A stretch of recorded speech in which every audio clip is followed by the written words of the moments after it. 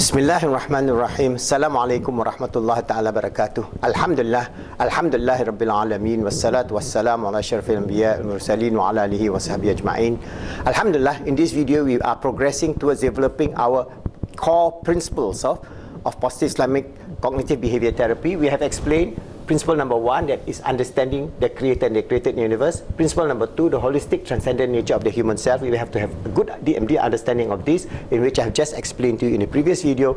And the third principle is on being the Vicegerent of God in the universe, on being the Khalifah of Allah. This is very important because Allah created us not for meaninglessness. It is with meaning. We are His Vicegerent, we are His Khalifah. And what are our duties? To be His Khalifah on this earth. And Allah has mentioned how we are going to lead life as His Khalifah on this earth. So there is a very detailed explanation in this book of Islamic Psychology, a transcendent model to achieve peace, happiness and success on being the Khalifah. You go to chapter 3, there are many details there, but I'm just going again to read a few aspects of this idea.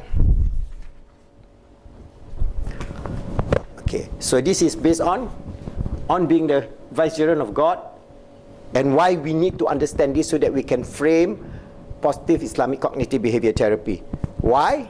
Humanity in the 21st century is in a state of emotional, mental and spiritual chaos as a result of the promotion of the secular, materialistic way of life. The collapse of moral, spiritual, societal values in modern societies are clear testimony that our 21st century civilization is moving towards self-destruction.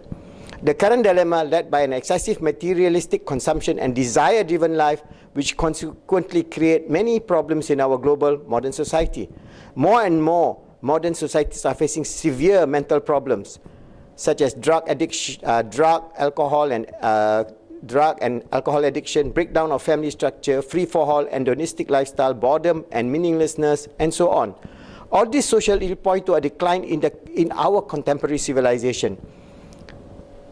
However, we must be reminded that going back to the true teachings of Islam and practicing them as reading the Quran is the best way to address this problem. This is because Islam is the most comprehensive way of life in which our physical existence is made perfect according to the word of Allah. The concept of being the Vicegerent of God on earth is the most positive message for all human beings. This is the most positive ilmun nafs that you can understand. Allah created out of this divine compassion, mercy and love. He gave us this title of being His Khalifah on this earth, His Vicegerent on this earth. So we know our purpose in life is full of goodness that can lead to peace, happiness and success in this world and the hereafter. This positive message is unique and is a core message to all human beings that desire to know the innate nature of existence and their role and purpose in life. So this concept is mentioned in the Quran when Allah tells the angels in Surah 2 verse 30, "Behold, your Lord said to the angel, I'll create a Vicegerent on earth." They said, "Will you place therein one who makes mischief and shed blood while we do celebrate your praise and glorify your holy name?" Allah says, He says, "I know what you do not know." So there is this elevation of our human self. And how are we going to practice this thing? There are basically three things that we have to do as a Khalifah of Allah. This is where our traditional scholars have summarized. What are the three things we must do in this life to fulfill our role as a Khalifah of Allah? One, the development of our personality in all dimensions. That is the first principle, is to make ourselves good. We strive to make ourselves good. So we move away from the evil and move towards goodness. And there are many aspects of goodness in which we can implement in our life. All right.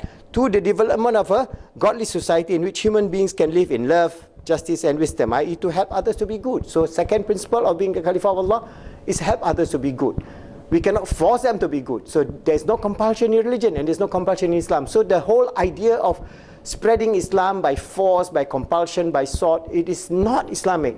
And the whole idea of this caliphate kind of thing under the brand of IS or whatever, these are aberration. These are the cancer that we must overcome because they have brought a very destructive idea of Islam. That is not Islam. What they are preaching is just power based on their greed to establish something so that they can exert influence over other people. That is not Islam.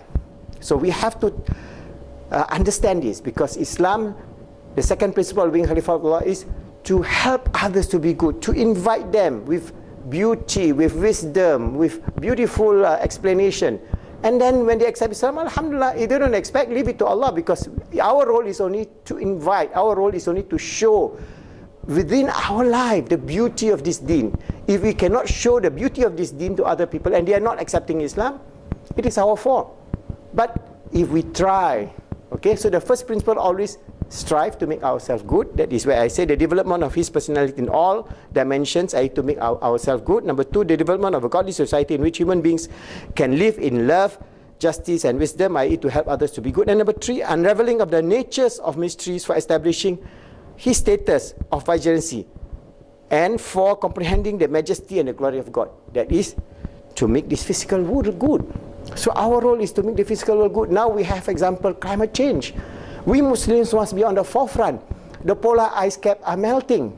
All right, the methane hydrate in the tundra region, in the seas, is going to come out. We're going to have methane. So within 10-15 years, we have a runaway climate increase, which is unbearable. So what do we have? We have massive famine. So if we are not careful, this whole world will be destroyed, and billions of people. And there are many scientific papers showing that there is a 20% likelihood that within the next 20 years we'll have massive famine, where more than 3 billion human beings will be affected. Imagine, this is no joke. This is fantastically evil. So we Muslims must understand that we must keep this physical world good, as ordained by Allah subhanahu wa ta'ala. For what? For our own good. For our good of our children, our great-grandchildren. Imagine we leave this earth totally destroyed, with billions of people dying of hunger because of the greed of this civilization, this current batch of human beings, including ourselves. As I'm talking to you, we are responsible. What do we leave to our children and our grandchildren? An earth that is ravaged by famine, an earth that is ravaged by climatic destruction, and an earth that is ravaged by evil, where society just breaks down, or a beautiful, loving and caring world that Allah has ordained. And that is the three purpose of our existence. So our responsibility as a Khalifah of Allah, the first responsibility of man as a Khalifah of Allah is to strive to make himself perfect in doing as he so he needs to appreciate these following things. Okay, so I have explained to you that we have at the two levels of existence, and that whole explanation I have explained to you just now in the previous video give you a framework. So in this chapter we have a very long and detailed explanation. I hope you read this book, Post-Islamic Psychology, a transcendent model to achieve peace, happiness and success. And we are developing the same framework for our cognitive, positive Islamic cognitive behavior therapy handbook, so that we can present it to the Muslim world, and inshallah the protocols and techniques that we have developed inshallah will be shared. And we encourage you to become our life coaches. Go to our website and learn how to be our life coach inshallah, and then do your little bit to develop this ummah as we face these terrible challenges in this 21st century. And we Muslims inshallah must help to make this world good, help others to be good, and make ourselves good. See you in the next video.